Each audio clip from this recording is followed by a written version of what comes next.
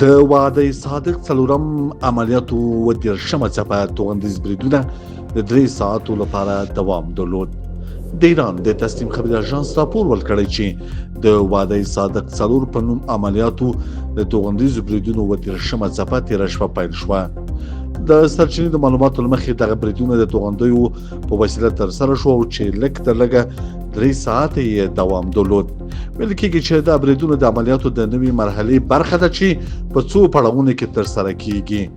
تسلیم زیاته کړې چې د بریدونو نوې څپه د شپې لخوا پیل شوې او په دوامدار ډول د ټاکل شوو اهدافو پر لور توغندي توغول شوې دي.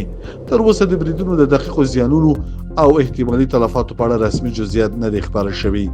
دا په داسې حال کې چې په دې سیمه کې وروستیو پوځي تحرکات او د کړکېچ زیاتېدو له امله امنیتي وضعیت تر پخوا ډیر حساس شوی او د دې عملیاتو دوام ښایي د سیمې پر وضعیت نور هم اغیزه وکړي.